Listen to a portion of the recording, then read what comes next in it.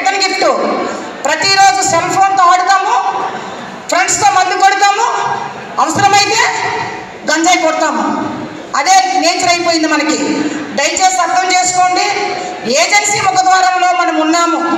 Agency ముఖద్వారంలో ఉన్నాము అంటే మనకు ప్రతి ఒక్కరు కూడా కరెక్ట్గా అన్ఎంప్లాయ్మెంట్ ఎవరైతే ఉన్నారో వాళ్ళని చూసుకొని అదర్ స్టేట్ బీహార్, కేరళ, మధ్యప్రదేశ్, కోయంబత్తూరు నుంచి స్మగ్లర్స్ వచ్చి మనకి గేలా వేస్తున్నారు. అప్పుడు మనం ఏం చేయాలి?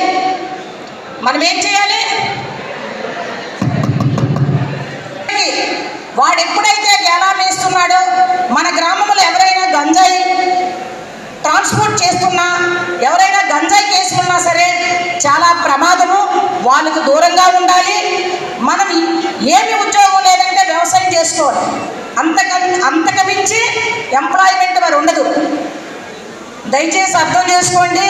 మన ఏజెన్సీ ముఖద్వారంలో ఉండేటప్పుడు మేము వచ్చిన తర్వాత చాలా మంది స్టూడెంట్స్ని కూడా అరెస్ట్ చేయవలసి వచ్చింది. స్టూడెంట్స్ని అరెస్ట్ చేసేటప్పుడు మీరు నమ్ముతారో లేదో చెయ్యి వణుకుతుంటుంది, హ్యాండ్ రైటింగ్ ఇలా వణుకుతుంటుంది, 2-3 సార్లు వణికిపోతుంటుంది.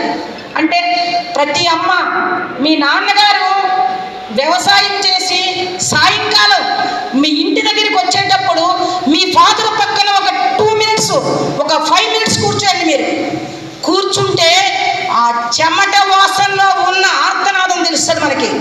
మనం కష్టపడి చదివి పైకి వచ్చి ఈ స్టేజ్ మీద నుంచే మేము చెప్పాలనేది అది ప్రతి ఒక్కరిలోనే ఉండాలి.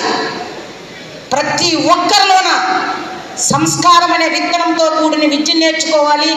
ఎటువంటి ప్రలోభాలకు కూడా లోనవ్వకూడదు. తల్లిదండ్రులను గౌరవించాలి, కళాశాల ఉపాధ్యాయుల్ని గౌరవించాలి. ఎందుకంటే ప్రతి ఒక్కరు కూడా కష్టపడి పనిచేసి రావాలనేది ముందు మనకు తాపత్రం ఉండాలి. Hard work is a never failure.